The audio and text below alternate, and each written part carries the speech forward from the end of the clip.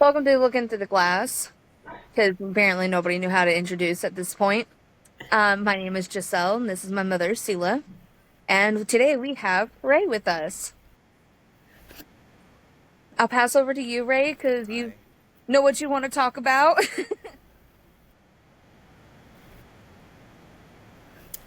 Yeah, well, first, I just want to, give thanks for another day of life, another opportunity to share some hope.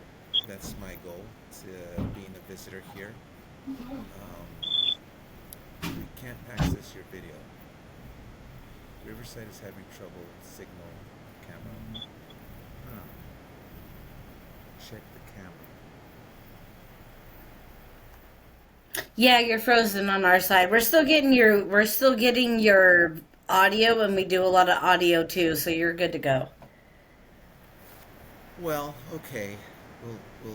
It's kind of hard looking at myself frozen like that, but I'll, I'll keep on going. Um, it's telling me there's device struggling to record. Does I just keep going? Mongoose. It's not struggling to record at all. Okay. Alrighty.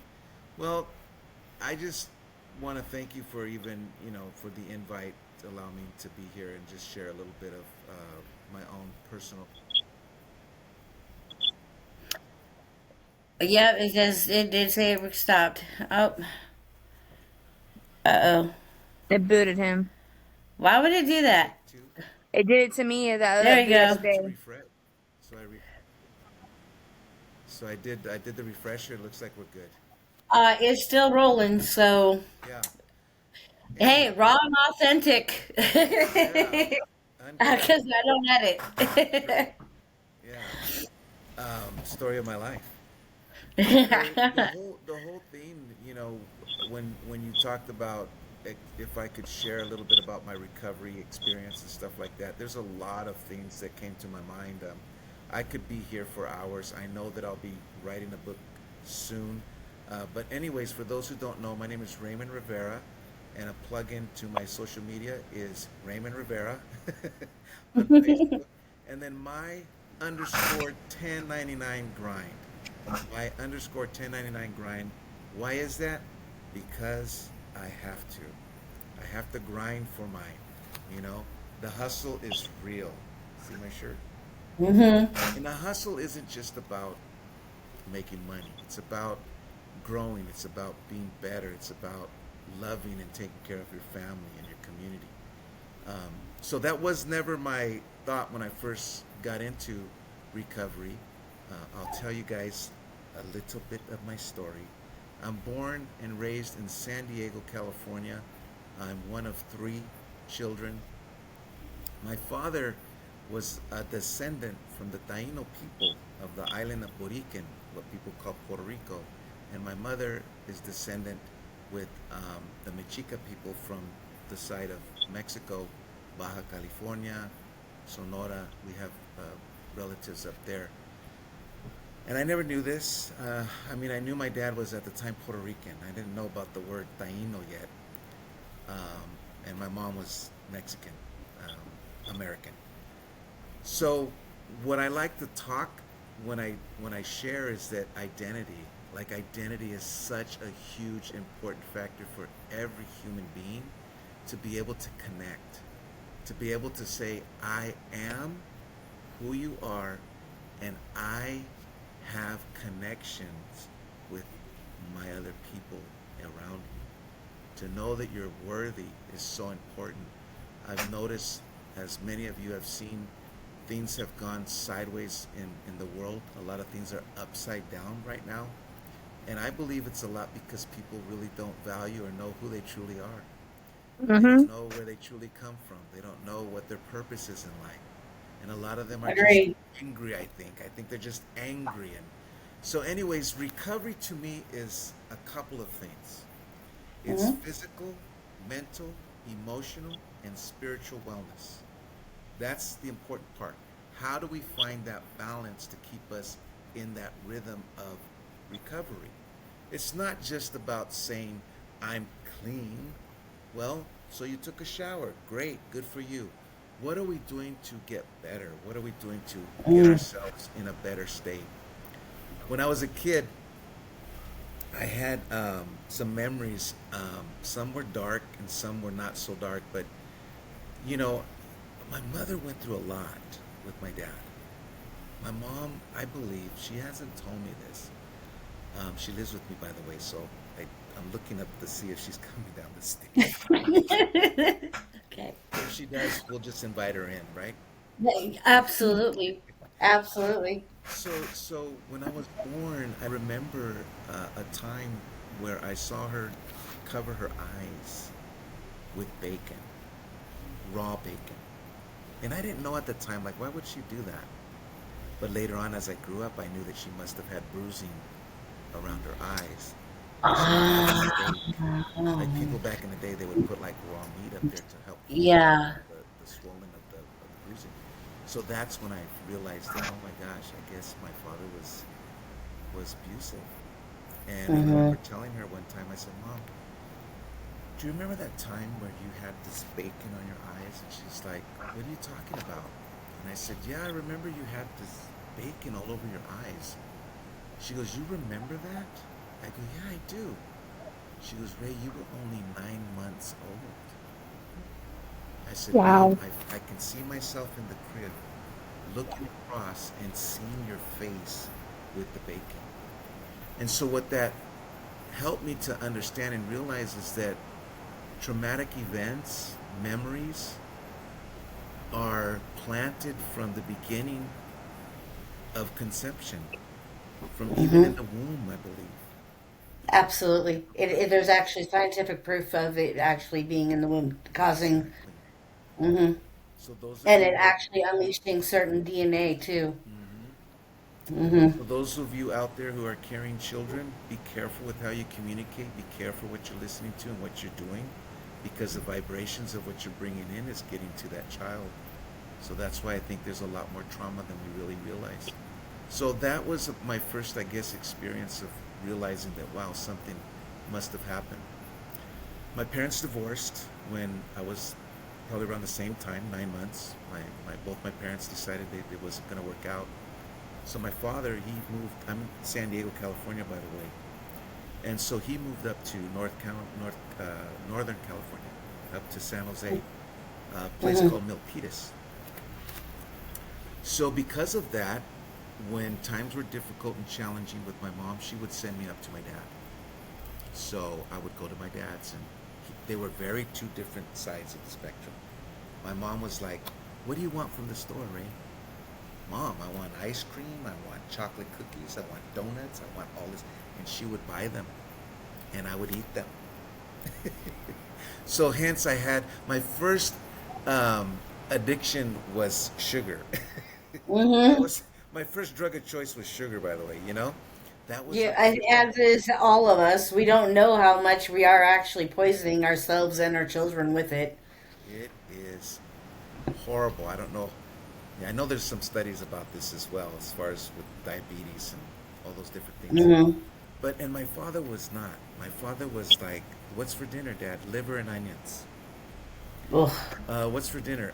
Eggplant.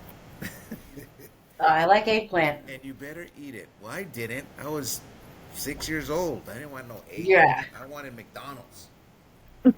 That's not a plug for McDonald's, so don't go there because that's another story. We understand. Yeah. So We ain't talking no fast food over here. and my dad would actually have a cookie jar that he knew how many were in there. Hmm. So that's the difference of the parenting, whatever that was. Mom, here, go ahead, you can have it. Dad, no, that's only for certain times. My dad didn't know how to be a dad. He didn't have a father. His dad left him when he was little. He was born in a small village called Utuado, a very ceremonial village in the island of Boriken or Puerto Rico. But when he turned 18, he had to leave the island. His mom was not very nice. She was also very abusive. I've heard him tell me stories about him not wanting to go to school, and she would chase him around with a machete, like wake him up in the morning with cold water. I mean, This was very abusive stuff that, you know. So he left the island and joined the military, like a lot of people do. He was Hmm. 18, he joined the Marines. And that's where he ended up meeting, because, you know, stationed in San Diego and so forth. Hmm. Fast forwarding a little bit, I remember being in school, being challenged as a young man, a young boy, how to be a boy. Um, Most of the boys that I knew were fighting, were doing things to prove themselves that they were certain, you know, that they were tough enough. Um, and so I saw that, and I was kind of a nice guy, I believe. I really was. I really was a nurturing person. I loved people. I loved to engage in laughter, and I liked to dance, and I would dance in the classroom. And when I was in Northern California, it's a different theme of Northern California and Southern California, and in between. Hmm. It's all different, different culture, different environment, different ways of living. So when I was with my dad up there in Northern California, I went to school for a little bit, and I remember having a young boy. He was African American, and we got along so good, and we would pop lock and do the dancing machine with Michael Jackson. That's way. Oh, I'm dating myself here, but you know, we would do that in the classroom, and it was all good. It was all cool. And I remember one time there were a couple of kids that were they were just bullies. And I looked at them and I just had this instinct like, oh shoot, I better be careful because I don't want to be bullied. Hmm. Um, so I remember one time I was so excited. It was Halloween. Isn't that coming up soon? Hmm. It was Halloween coming up, and I remember telling my dad, I said, you know, what can I dress up for Halloween? We didn't have much money. The lady that he was with at the time, she had this makeup that she would put on her face, and the makeup would harden your skin, your face. We can't access the video. Okay. Yeah, he froze up again. Yeah, I had to close it. So they would put the makeup on so it would look all prickly, and make it look like I was an old man, my face. So I thought that was cool. Then I had Hmm. an old jacket, old pants, a tie to make me look a little like an old bum, right? So that was my outfit. That was my Halloween outfit. And I was excited. I thought maybe I could win a prize with this one. So off to school I go, all excited and full of energy and happy. And this one group of kids, I don't know how they did this, but they grabbed me by my tie. And they, Hey Ray, I'm sorry to interrupt you, but for help.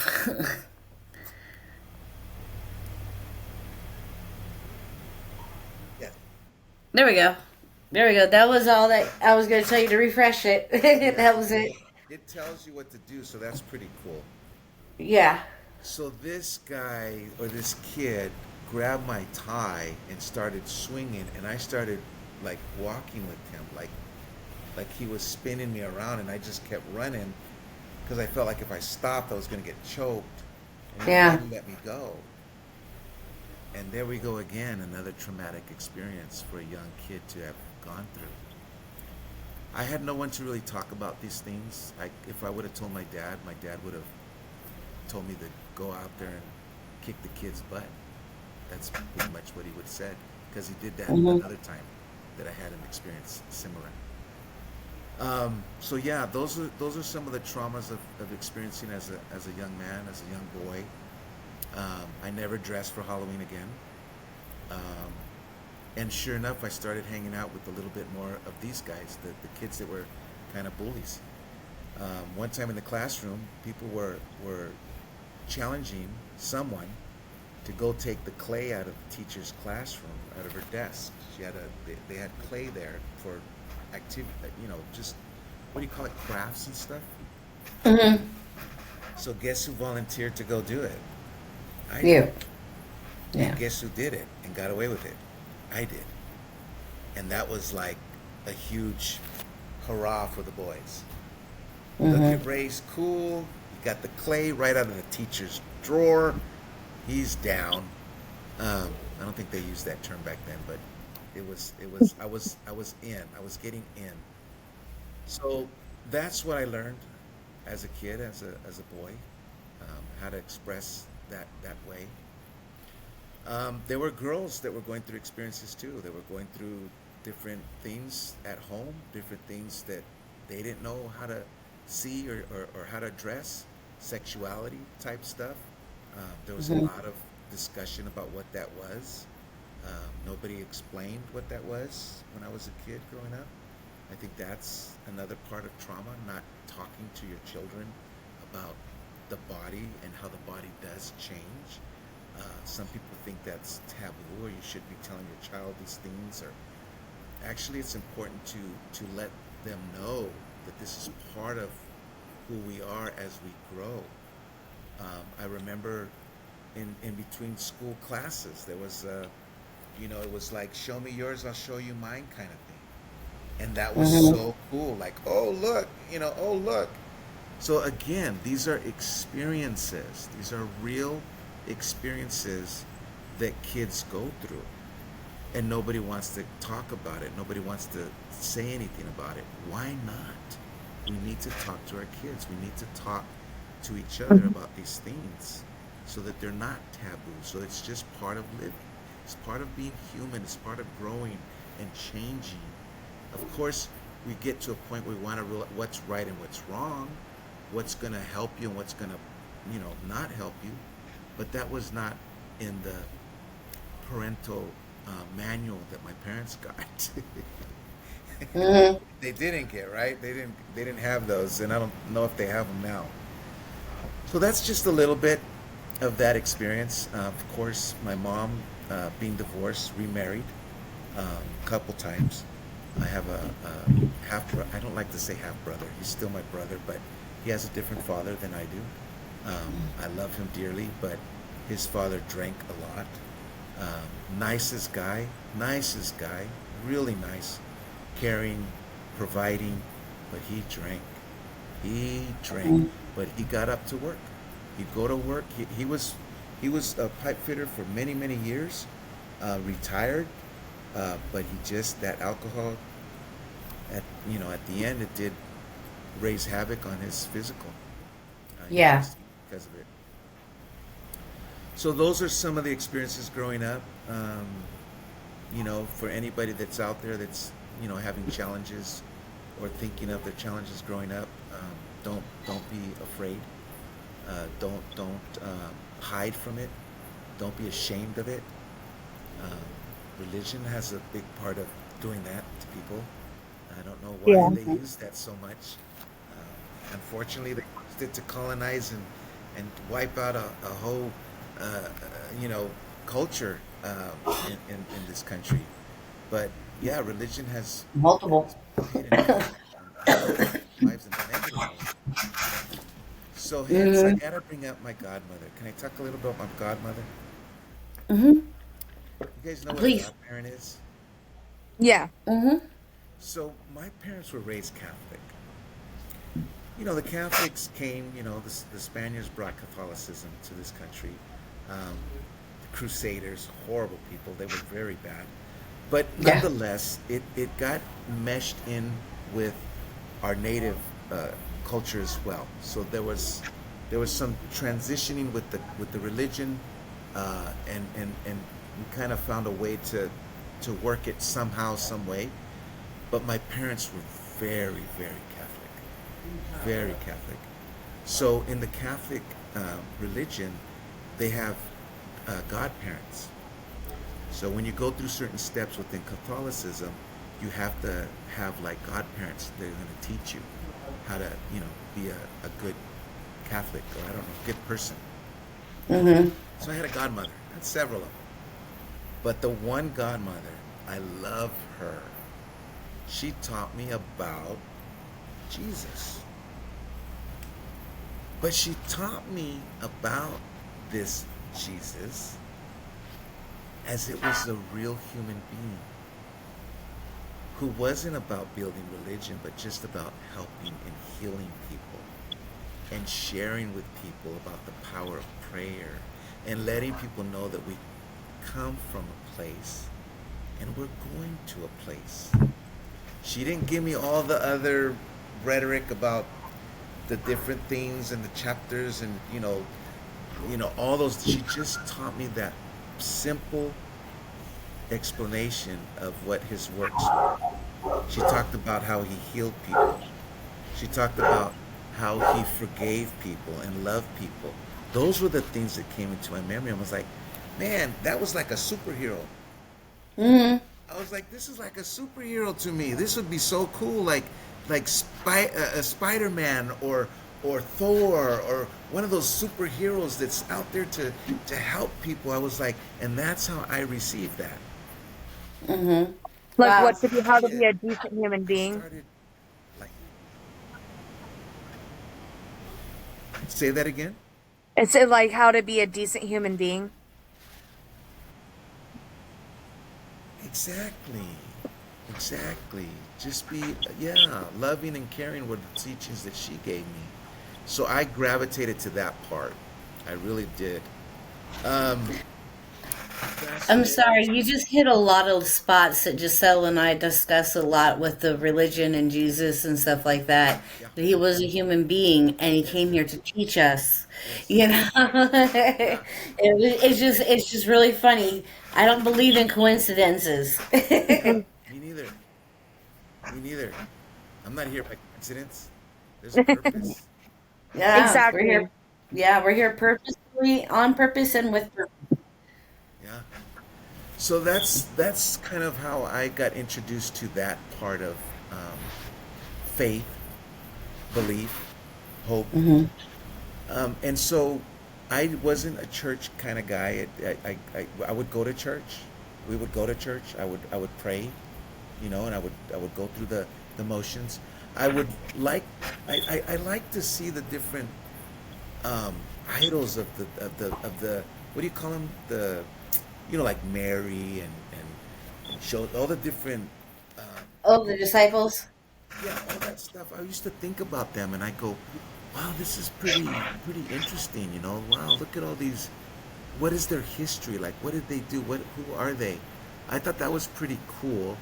Um, it helped me kind of see some part of the human connection, if that makes sense, because they were talking about human beings that had faith, that did certain things, and then became quote saints.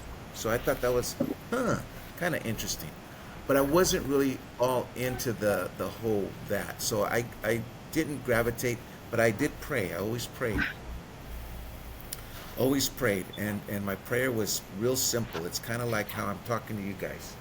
Like I don't, I just feel that there's the Creator is listening to me and knows Hmm. what I'm feeling and what I'm experiencing. So all I have to do is just reach out, and Talk. that's it. Just talk. And That's what's wanted is a relationship. yeah, It's a relationship, which means there's communication back and forth, hmm, not just one way. yeah, It is a back and forth thing. It is a relationship. yeah, I talk to God. I'm constantly chattering away.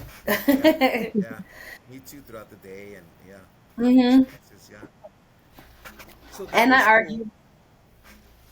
Go ahead. I said, and I argue. So that's what got my foundation through the trauma, through an openness to faith and belief, and then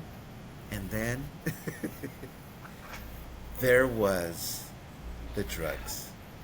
Oh boy, Hmm. what an experience! You know, I'm going through all these different challenges. Who am I as a boy? Who am I in this world? I go to school, nobody looks like me. I watch TV, nobody looks like me. I don't see anybody that talks like me. I'm like, where do I fit into all this? I was at the age of 12, 13. I dressed as a cholo. I Hmm. had the button up, I had the walk, Mm-hmm. short hair. I can Oh see it. man, I had the style. I was in. Uh-huh. One foot to the east, the other to the west. And I walked like that, nice and slow. Kept it cool. And I loved it. I loved the style. I didn't know that there were people in gangs. They wanted a fight because they needed you to find out who you were and what street you from, Mister. Hey, where you from, Holmes? Oh my gosh, what do I do now? Dude, I just dress like this. I don't know what San You're like, Diego, this is what's like the up? style. So I He's just just like, like the style, you guys. yeah. It's being more and more now. Now there's more people now falling on the style, and now the other people are getting upset because they're like, well, wait a minute, what are you doing? But look it. We all find a style of some sort. We all find We sure things that we do. feel. Can we just And you just stay liked there? it. Yeah. I know people in shirt and ties that cause havoc. They're out Mm-hmm. there doing brutal things out there. So, Mm-hmm. anyways, that was part of my culture, part of my growing, part of my identity. And going to school, because of a lot of that, I saw people that were, we were used to cruise down here in San Diego. It's called Highland. It's a big boulevard. And it was the place to be on a Friday night and a Saturday night. Just to see your people and have community and lowriders and just kind of have a good time. But along with that, hey, Holmes, we're going to get some Thunderbird. What the heck is that? And that's where the drugs Mm-hmm. and the different alcohols were coming in. I always hung out with older people. Don't ask me why, I don't know. Always 4, 5, 6 years older than me. My Hmm. Me too. peers, not the same, but always older. So they were already drinking, they were doing their thing, and so they were passing it to me. And I had to prove myself. I'm not Mm-hmm. I'm not gonna fall, I'm gonna get this. And so that's where my addiction really started. That's well actually if you listen to what I just shared, I think it started as a kid. I Yeah. think those are the things that start to attract that the brain chemistry of dopamine and serotonin with the different emotions and the feelings and also the sugar and And the highs and the lows, the chaos, needing the chaos because you grew up with a lot of chaos, yes, and you people, drugs are chaos. yeah, yeah, They help fill in that chaos. yeah. Mm-hmm. Yeah. Yeah. So that's where that kind of kicked in, and I got introduced to different drugs, pills and different things of that I chose to experience because I just wanted to feel a part of, and the community that I was with Acceptance. is what they did. Yeah. So a lot of popping different pills, a lot of different experiences with different drugs, um, and still trying to find my space and trying to find my place in this huge world of ours. School was never a place for me. I hated school. I think the trauma from being a kid in school was carried on as I got older. I Mm-hmm. just did not want to go to school. I didn't feel comfortable in school. When I did go to school, there were times where I was in a class, and I had a question, and I was like, should I ask a question? Should I ask the teacher? I'd raise my hand, never get picked on, never get called on. I didn't understand why. I got my hand way up here. I got the answer. Never got called on. So it shunned me away from school. I was like, nah, I'm done with this. This is not for Mm-hmm. me. So I started hanging out more in the streets, cruising and getting high. Um, I met a girl in my teens, 15 years old.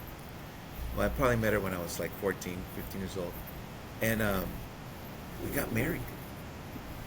We got married at 15. My mom was concerned. She's like, Ray, you're getting too hung up with this girl.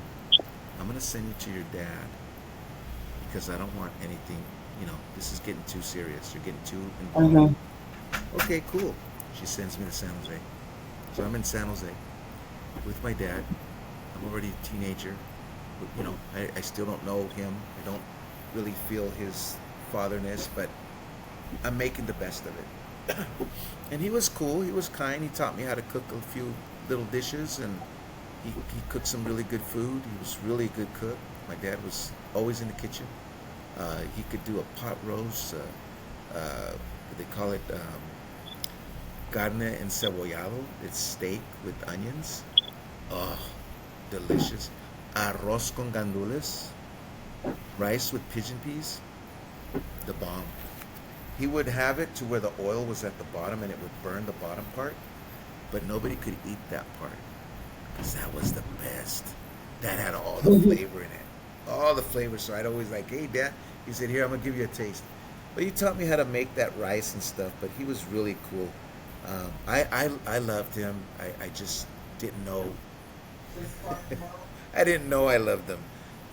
We really after I'm you know I'm doing my best to share some key points because my whole uh, belief in this that I'm doing is that somebody out there will be able to hear what I'm sharing to help them know that it's okay, that Hmm. this is just life experiences that we go through, and we're okay. We're okay. Um, we just got to make decisions, make changes, and make some choices. I don't blame anyone. I don't blame my parents. I don't blame the government. I don't. I used to. I used to. I don't blame anymore. I just do what I can to do for me, what I can to change and get better. But so Yeah. I met her. Um, my mom sent me to San Jose, and while I was in San Jose, he tells me that there's a call that came in. He said that your girlfriend's mother just called. I go, what does she want? Oh, she wanted to know what you're gonna do because she's pregnant. I said, what? I said, what did you tell her? I said, well, that's her problem. She want to open her legs to you. That's her problem. Very typical, old school. You know, that was my dad. Hmm. He did not cut corners. That's the way he said it. And I was like, Dad, you didn't say that. He goes, well, that's her fault. We know it takes two to tango, but that's how my dad was. That So was, yeah, that was just his mentality, and that's who he is. yeah. So he said you don't have to call her. You don't have to call her. I said, Dad, I'm gonna call her. So I call her. I said, hey, what's going on? I heard your mom called. Said that you're pregnant. She goes, oh my gosh, Ray, you'll never believe what happened. What happened? My mom started yelling at me because I missed my period. Really? Yeah. We can talk here, right? Like this is, Yeah. Nope. we're Yes. not on We're not Disney censored. Channel. No, you beat no. We're explicit. You go. Let's go. So she's like, yeah, my mom started slapping me and asking me. She said, "You've been fucking that man, huh? You've been fucking that boy." And da, da, da. And I didn't know what to say, so I told her yes because I missed my period. I'm like, "Oh, okay, all right, okay," because I know what it takes to get pregnant, and we didn't go that far. Uh huh. You know what I'm saying? Yeah. I had my, okay, we're getting close. I'm out of here. Yeah. I'm not dropping anything here. We're not doing none of that. So I said, there's no way. There's no way you're not going to. So, anyways, she said, well, my mom said that if I don't marry you, that she's going to send me to a monastery. Her mom was very, very traditional, old school Mexican from Mexico. There's a Yeah. lot of old school traditions. Like if you're just looking at a guy or looking at you better be getting things together. Sometimes they would Yeah. arrange the marriages. Mhm. So I'm like, well, you know what? I'm gonna fly down. Let's chat. Let's talk about it. So my dad put me on a plane. He was upset. He didn't want me to go, but I made a decision to come, and I was feeling good. I bought a lot of clothes over there. I got me a nice brim, nice one. Nice one. San Jose's got a lot of good clothing up there for Chicano, for that nice. And I got me a Charlie Brown shirt. It was a black and gray, black and gray. Those, you've seen those? That's I had one of those. I had some black Dickies and some Imperials. Look them up. Mhm. Imperials, very nice and shiny. Very shiny. I Mhm. go like this because my feet were this way. And I walked down that plane, cool as can be. And on the planes back then, folks, PSA it was called. That was the old plane before Southwest. They would give you alcohol on the plane because if you were up in the air level, it didn't matter how old you were. If you were in your teens, it was okay. They give you, so I had a shot or two before I got to land. Oh, so Whiskey you're a way king. down at the bottom. My mom, my Oh stepdad, no. her mom, her grandma, the whole family was there. Oh Way. Oh my no. goodness. I'm like, what the heck is going on? I'm like, this is crazy. So we drive over to my grandfather's house, and that's where we had our meeting. Now, mind you, I mentioned to you that my grandparents were very Catholic. Mhm. In my godmother's room, as soon as you walked in and looked to the right, Jesus was looking right at you. You know those Jesus, uh, what do you call them? The Pictures crosses. where the eyes follow you. Oh Yeah. Jesus was yes. very nice looking at you. They're looking over. Okay, Yeah. so that we got that up there going on, and then we have all her relics. Mary, Joseph, Martin, everyone was there. All the saints. All of them, all around. And I'm Mhm. inside the room, her and I alone. And I said, "Hey, so what's going on?" Well, my mom, you know how she is. She wants to, she's the way she is. She wants to get married, and she wants us to do that. If not, she's gonna send me to a monastery in Mexico. I said, "Fuck it, we'll do it." That's me. I'll sell Mhm. you. Come on, let's do it. So we got married, and oh my gosh, what a ride that was. I got introduced to a lot more drugs, a lot heavier drugs. One of my buddies was already shooting up at the age of 16, 15. He was already shooting. Mhm. I was so terrified of that. But I still Yeah. flipped pills, smoked weed, did all that shit. And he was doing China White. Back in the day, Mm. China White was a big, I think it was the old fentanyl. Because Yeah. people were putting it on foil. The Mhm. fumes alone would get you high. That's where a lot of people are overdosing. They think that Mhm. for whatever reason, hey, you know what? I haven't done it in a while, but it's okay. I'm just gonna smoke it. As soon as they put that on that foil and they light that sucker, those fumes. I know two or three that have already passed because of that. Overdosed, Wow. flat, fell back, hit the sink, hit the bathroom, hit the toilet, whatever, gone. Mhm. Not here no more. Just that one little hit. They didn't even get to feel the high. So you talk about an overdose. This is anyways. China White was similar back then. We're talking the 80s. Yeah. Yeah. I think it's a little bit before my time, but yeah. Yeah. So after that, I'm like, no, I'm not doing that shit. Um, got married. Um, living in the same house with my mom, my stepdad, and they were not doing legal business. They were doing illegal stuff. Um, Mm. Mm. they would bring people across the border, get paid for that. A lot of people were doing it back then. It's a big, huge Mhm. business, especially in San Diego. So, anyways, Kind of still is. still is. We have people. We had people in the house all the time. There was always people Mhm. there in the house. So,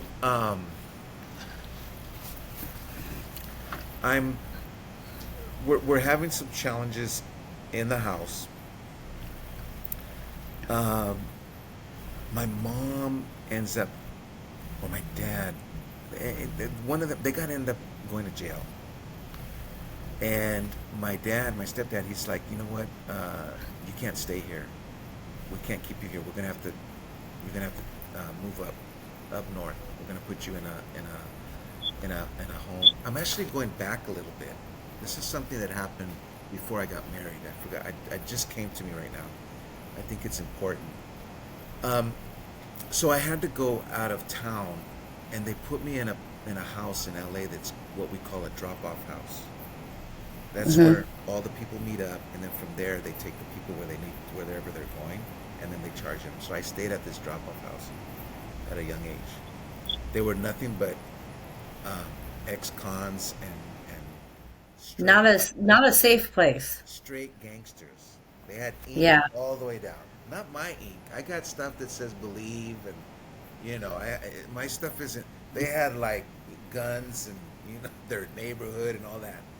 And Hmm. that's where I stayed until we finally we got back to San Diego. But I stayed there for like 6 months. It's where I got my first haircut. Kind of get things a little more cooler. Um, but anyways, got married. Didn't work out very well. We struggled a lot. My disease really started to kick in. We had a guy that was living in the household that was selling for my stepdad, and he was selling heroin. Um, And I passed by the bathroom one time to ask what he was doing, and he said, "Oh, I'm making these balloons for your dad because I gotta sell them." I said, "What does that stuff mhm. do to you?" He goes, "Well, it kind of makes you feel like a little high on weed, but also like a little bit of alcohol, kind of like a little calmness." I said, "Shit, I need some of that." And that's where I got turned on Uh-oh. to heroin. So once he did that, he would give me heroin in a powdered form, and I'd snort it. Hmm. And this happened for at least a month. After that, he left. And guess what? I felt it. Hmm. Withdrawals. I don't know Yeah. what that was, but I felt it when he left, and I didn't have that anymore. And it got deeper, and it got really bad. Out of that first marriage, we had two children. I love them. They're doing well. But I wasn't there. I wasn't able to be there. You know, when my first Hmm. daughter was born, I was at the methadone clinic.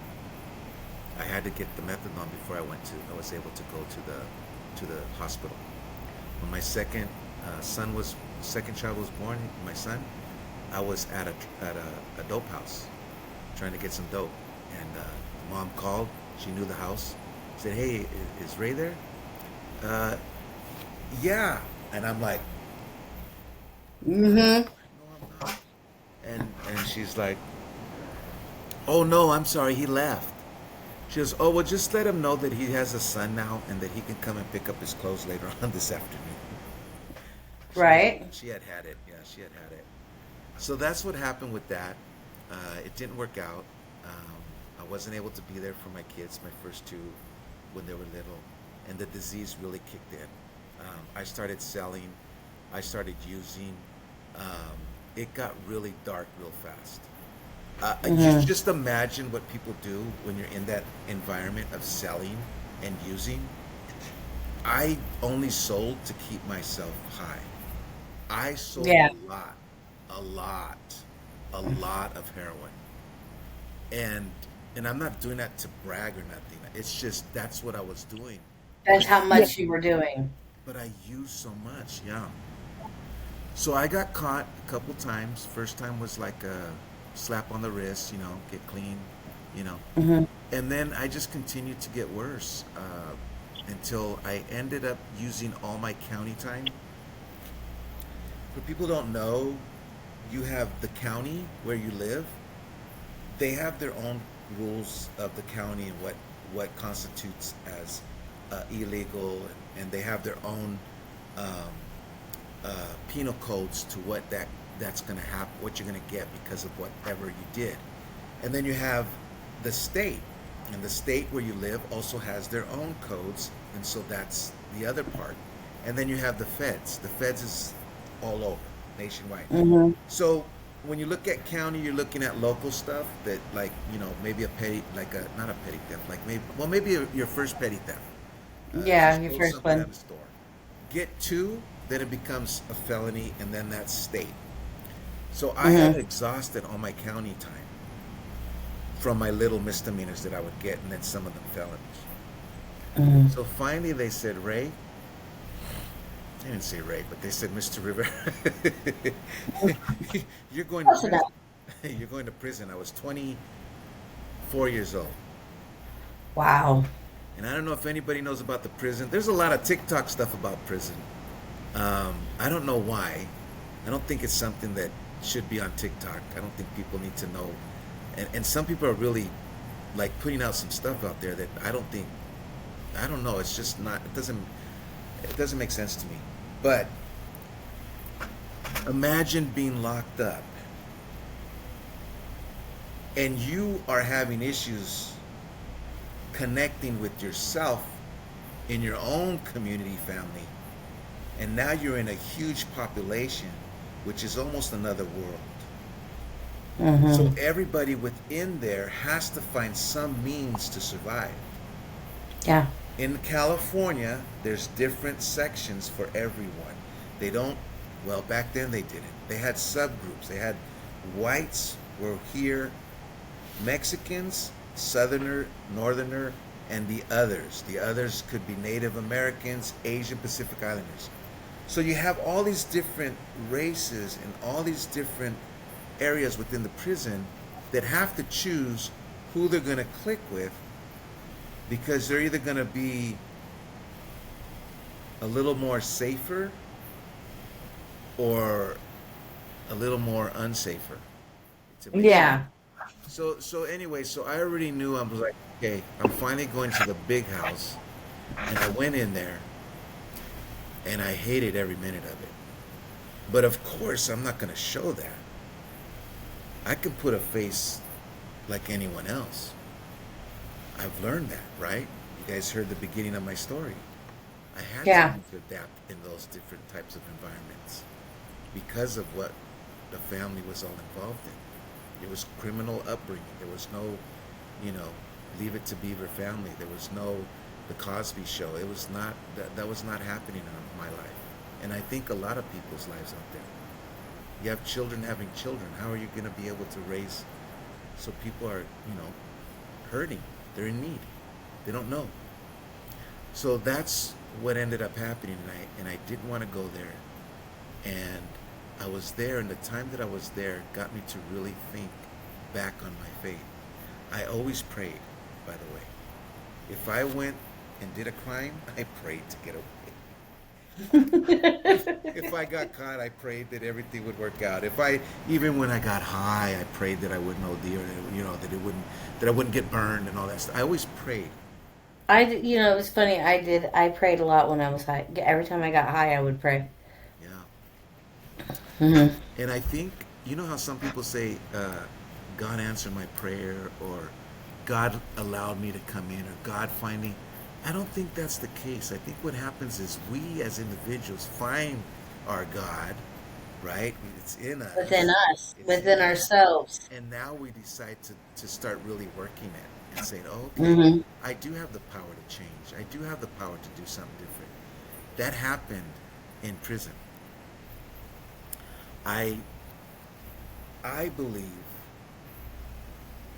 Creator God showed me my life in a panoramic view from growing up to being in prison. Kind of like a Showed me movie. everything. And I looked at it and I saw it. And it confirmed, it made me realize that if I kept doing this, I would be living in prison. I would Yeah. not be able to. So something woken up. There was a guy that I met there. Be very careful, you guys. There are people out there that are with you for a reason and for a season. And there's a lesson for each and every one of them. All of them. Everyone's providing lessons and teachings, good and bad. Hmm. It's up to you to decide how you want to go. But there was a guy that I met there, and I pray that he sees this, and that I want to thank him personally. His name is Mario. That's all I remember. He was down from doing That 15 would be the years. coolest thing on earth. Oh my God, that would be so cool. His name is Mario. That's all I know. It was Avenal State Prison. This was back Hmm. in 1989. He was coming down after 15 years, I think he served. He was a bank robber. And he and I connected. And we walked the yard together. We worked out together. He was just a solid individual. One day he asked me, "What do you do out there in San Diego?"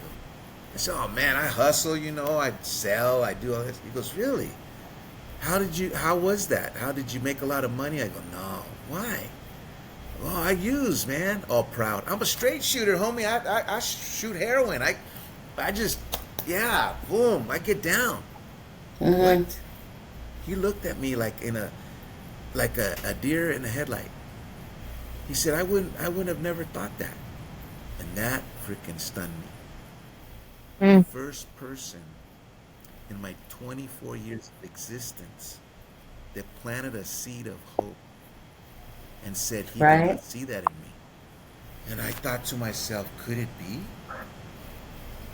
Could this be possible? Could I really not be the person that I think I am? This dope Yeah. fiend, born to die dope fiend, and gun blazing, take me, and that opened my eyes big time. So Mario, if you're listening, if you're there, man, you gotta my underscore 1099 grind. Come get me, man.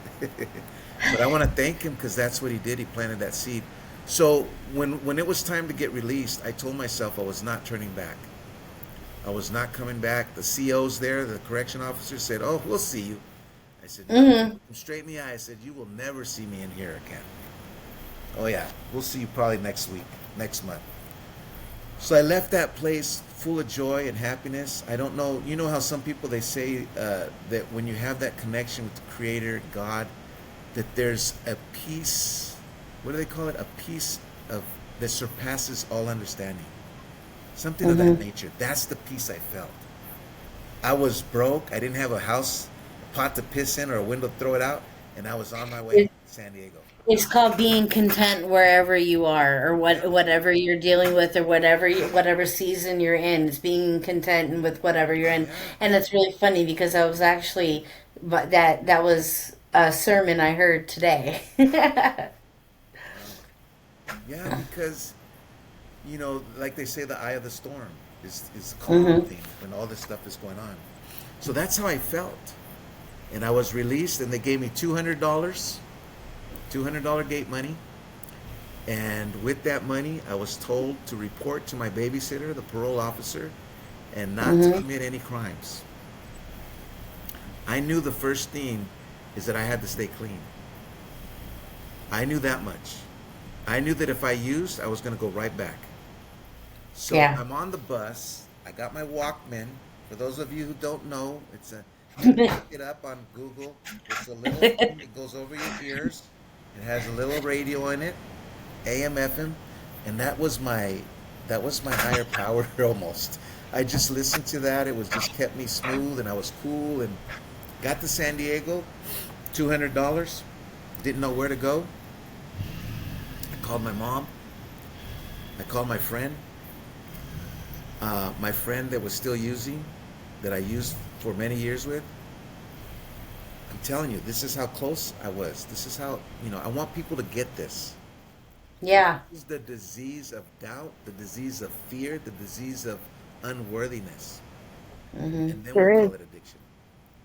I'm Yeah. at the I'm at the Greyhound. I'm at the Greyhound and I'm calling my friend. "Hey, what's up? Hey, what's going on, bro? Hey, how you doing? All right here." He says, "Where did you get out?" I says, "Yeah, man, I'm at the Greyhound." He goes, "Did you get your gate money?" I said, "Yeah, I got my gate money." He goes, "Oh, right on, right on. Well, I'm fixing my car right now, but what do you need? You need a ride?" I go, "Yeah, can you get me?" He says, "Yeah, give me a few minutes." And I hung up the phone. And I sat around there thinking at the Greyhound, what the fuck am I doing? Hmm. I'm going right back. I'm like, Hmm. no, I can't do this shit. I call my mom. I'm like, "Mom, what's up?" She goes, "Well, where are you?" I go, "I'm at the Greyhound." She goes, "Where are you coming?" I go, "Yeah, I'm trying to get a ride." She goes, "Oh, okay." And then she goes, "Well, call me when you're on your way." I said, "Okay." And I called him back again. I said, "Hey, man, can you give me a ride?" He goes, "Oh, yeah, yeah." where you at? And I started listening to his voice. I go, I'm still at the Greyhound. He goes, oh, I just got to change my flat tire. I'll be right over there. You still got your gate money? I go, yeah, I got my gate money. And he's like, oh, okay, I'll be right over. I hung up the phone. I go, this dude is already loaded. Yep. If he comes to pick me up, supposedly to give me a ride, he's not taking me to my mom's. Nope. I call my mom back. I'm like, Mom, I'm still at the Greyhound. She goes, well, aren't you getting a ride? I go, yeah, but he's not here yet. She goes, well, why don't you take a taxi? Duh. I didn't even think of that. And I'm like, you know what, Mom, I'll do that. I took a taxi and I went to go to my mom's. Now, my mom was staying at a friend's house, at a mobile home uh, place. Mhm. And I didn't know this at the time, but she set me up with dinner. She makes this really good teriyaki. I don't know how she does. It's a chicken with white rice. Anyways, it was delicious. It was the best meal I had all the time that I'd been out, right? Yeah. So I talked to my mom, and I'm like, yeah, Mom, I'm really going to change my life. I'm going to do the right thing now. I'm going to stay clean. I'm going to go on the right path, take care of things. She's like, well, that's so good, son. That's so good. And we slept in the same bed that night. And she goes, son, but tomorrow I'm going back to Boston. I go, you are? Yeah, I'm going back to Boston. My mom had been staying in Boston for about 50 years. I didn't know, because I was out in the streets and doing my thing. She Mhm. loved Boston. She loves Boston. All you Bostonians out there, my mom loves you guys. She said the people there just loved. She loves it there. But anyways, so I was again, scared again. Talk Mhm. about trauma again, Alone. alone. And so Mhm. so the lady that we were staying at where my mom was staying, we would call her like, she's like my auntie, because they were childhood friends in high school. And so I stayed at that night. We stayed there, and then my mom she left on the Greyhound back to Boston. And I told my auntie, I'm like, so what do I do now? Like, do you know any place that I can stay, or do you know? She goes, you know what? Let me call my son-in-law. Let me see, because they're selling the house. Maybe you could stay there. So she did. She called them, and she didn't say, can I? She said, hey, listen, my nephew needs a place to stay, so I told him he could stay at your house. And he let me. He was a harbor cop. I'm on parole. Uh Just huh. got out. I don't want nothing to do with cops. I don't want nothing to do. But Right. I've changed my mind, and I want to do what's right. Mm-hmm. I'm like, okay, so what if he's a cop? I'm here to do the right thing. What better place to be in? What better place to be? And that's Keep where you on the recovery street. really started kicking in. Yeah. So this was in East County. I was able to connect with the 12-step program, Narcotics Mhm. Anonymous, Alcoholics Anonymous. They were all great, great fellowship, but a lot of times, and this happens everywhere, the problem with different fellowships and churches are the people in it. So be careful. Be No, careful. no, yeah, you're There's you're 100% right. yeah. I just So it happens everywhere you go, and it's just unfortunately that's just the way it is, so Drama happens everywhere. yeah. So what I've learned from this experience is that the most important thing to do is, number one, find faith in something outside of this world. Hmm. Something that brings power, that's really, call it whatever you want. It's a Hmm. spirit, it's a being, it's a light, it's good, It's a vibration, it's an it's energy. just embrace that and know that that's you, that that's what's with you. It's going to help you to keep you going, moving forward, and find. All right, I don't get nothing to promote this, but this book right here is amazing. Think Hmm. and Grow Rich. Think. Just the first word. Think. When you want to act on something, can you think for a minute? Think and play it out. Think and Grow Rich is a great book. It helps people to focus on what your intentions are for what you want to become. And it talks about uh, the the higher source, the higher power. It talks about that in Mhm. there. But yeah, so that's what I realized, that I needed to keep that, and so my journey in recovery has continued, um, to be on this path. I got out December 5th, 1990. December 5th, 1990. 11/9/91 is my actual no drugs, no alcohol date. Because when I got out that new year, I got wasted. Mhm. And I had different experiences where I was still kind of wondering if I really wanted to do this, but I was on parole and I just wanted to get off parole. But once Mhm. I saw that I was able to get off parole by staying clean, and I was able to have more doors open for opportunities, I'll share this. I don't know how this is, how much time we got. We got an hour in here. I don't want to. My first job was at a shipyard. Hated it. I'm not a shipyard guy. Some guys love that stuff. They love getting dirty. They love walking, you know what I mean? It's a shipyard. Mhm. You know what I mean? It's Popeye. It's the shipyard. This is Mhm. where the real, The real men are. yeah, heck yeah. Mhm.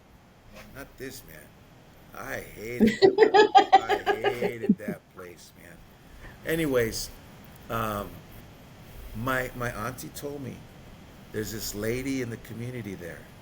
She helps a lot of people like you. Call her up. See if she'll help you. Call her up. And I did. She didn't know me from Adam. Her name is Rachel Ortiz. This woman, you either love her or you hate her. For me, she was a godsend. She provided Mhm. me an opportunity where no one else would. I called her and called her.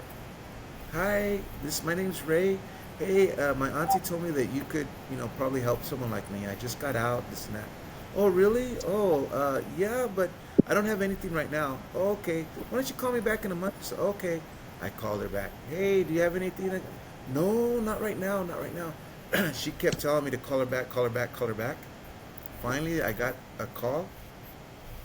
They had an opening there at her center. She has a community center called Barrio Station. They help a lot of people in that neighborhood of Logan Heights here in San Diego. Um, so she gave me an opportunity. That was my first walk in the door. God send Yeah, God working. That's just the you can see the pattern and the God working and you working. You know, doing the work. Yeah. So yeah, there's a you lot doing of the work. these little stories. There's a lot that I can really like go on and on with. But I think the main message I want to let people know is that no matter what you're struggling with, no matter what you're going through, there's always a way out. There's a Mhm. way out. You're just one turn away from switching to improvement or the other. And we don't want you to go that way. We want you to find your recovery because your recovery is yours. People go to Hmm. meetings, 12 step, all the time. People in there that want you to do their recovery. Mhm. Recovery supposed to be Listen, on your Ray, own team. Ray, you're not doing it right because, huh? Recovery is supposed to be your own journey. What was that? It's your Recovery own is supposed, journey. yeah. You get to develop that. There's no right way. There's no wrong way. What matters is that you do it. That's Whatever works, whatever fits, whether it be a step down program, whether it be me personally, I had to do a step down program. That's what I had to do. Some people have to do step down because they can't handle, the physical aspects. There's a lot of things in these yeah, things. And either way, no matter how you're doing it, don't be ashamed. right. Find your tribe. Find your Yeah. tribe. People that support you, that get you, that understand. That's what the fellowships are really all about. They're just people that find Hmm. common ground. But some people, because we're people, I mean, I'm not saying don't. I am not the perfect guy for sure. Not 100%. I'm sharing you a lot of stuff that's going on because, just to let you guys know just a little bit about, I'm coming up on celebrating not just my birthday, which is in October, Mm-hmm. my clean date, my, recovery date, which is in November, and Mm-hmm. my release from prison date, which is in December. You got a 3 months, trifecta there. 3 months, the last three of the year, back to back. So every time around this time, I start reflecting. Where am I at? What am I going to do? What's next? And So you start growing. that's the whole point is I want to do so much more to help myself get better, my family, and my community, and let it trickle around the world. Like that's how I see it. Gotta start with yourself, right? And I really just I'm going here on all faith. I mean, where did we meet? Yeah, we met on TikTok just out of just so happened. And when Vibes. we talked, I didn't even know that you were in recovery. Yeah, And you were like, "Oh no, I've been recovered." Da da da da. And I was like, "Oh wow, yeah, like that's pretty amazing." yeah. So you You have never a pretty know. amazing story. You never know how you're gonna. I'm out there. I'm out there on the social media, Instagram, Facebook, and TikTok. TikTok has changed so much though. Like, Yeah, I don't want to. I don't. I have my own online business. I have an online business in the health and wellness industry because I believe when we're talking about physical, mental, emotional, spiritual, there's also the financial part. So I have an yeah. online business. I believe in the products that I use and I take. I promote them, but I also teach people. I train people how to franchise, how to earn income in this industry. Because a lot of people don't Hmm. know the industry. I've been in and out of it since 2008. I've seen a lot of them, and I've joined a lot of different ones. So I can tell you what's worked and what hasn't worked. I did all the research for you, so you don't have to no more. If you see value in health, if you see value in natural and plant based, I got you. Hmm. My underscore 1099 grind, TikTok, Instagram, and Raymond Rivera on. So here's my take on the social media. Can I say a little on the social media? Yeah. TikTok is like wide open. Like you could just like whatever TikTok. You know, during the pandemic, I was on there all the time. I had another online business, so a lot of stuff you have to network. So I was on Hmm. TikTok all the time, and we would just like have fun. We would do lives, and people were tapping on the screen and follow for follow and all this stuff, and it was like a community, and it was really cool. People got to know you. Oh, here comes Grind. They would call me Grind because they couldn't do the whole my underscore 1090 grind. Oh, here comes Grind. Grind. Hey, what's up, Grind? How you doing? So there's this community that develops in TikTok, right? So that's that. Instagram is almost like a show. Like I feel like you have to be a certain to be on the Instagram. And Facebook is kind of like family, friends, kind of like a more intimate kind of thing. Now I don't know if I Hmm. got it correctly, but that's kind of how I see the different platforms. And now with the other ones, I'm not in any other ones. I think three of them is fine. LinkedIn, I'm on LinkedIn. By the way, I am a substance use disorder professional. So that's another part that I was able to go to school. I wanted to get a psychology major and sociology minor, but it was too much school for a guy like me that didn't do a lot of school and had a lot of challenges. So I went into the CCAP KDAC program. I'm KDAC 2 certified, and I've been in this field for 30 years. I love Hmm. what I do. I love helping people, regardless if I get paid or not. It's just part of what I like to do. Um, but yeah, the only thing too is that there's a shift in the industry. Um, the pay is not enough to have. I don't think hardly anywhere now is there a pay that people can really survive. So we No, have to not do really. quite Everybody's other got to things. have side hustles. What's that? Everybody's got to have a side hustle. You gotta have a side hustle. So if you're So if you're looking for a side hustle, contact Ray. He's got one Gotcha. for you. Yeah. And what I do, just so people know, is I'll set up a Zoom where we can see each other, and I do a presentation, and I'll just lay it out there, put everything Mm-hmm. out there. Yeah. Well, Ray, we appreciate you coming on here and telling your story. It was fantastic. It was great. You had a lot of really, really great points. Yes. A lot of really great points, and Thank you. you definitely hit a lot of great points in a lot of places from a healing place, not from a spot that's hurt, but from a spot that's healed, Yeah. and that's very important. And Yes. we Very appreciate you beautiful. coming on here. I think we're gonna go ahead and shut. Oh, thank you. Yeah, Thank you. yeah, you got a beautiful soul there and a beautiful outlook on everything. I love the glass full type thing. Yeah. I'd love to come back on if there's another segment of some sorts, or if you want me to touch up on some other subject, I'd love to We share would more. love to have you back on. Most Absolutely. You've got definitely. more stories, you've got more to share. We would love to.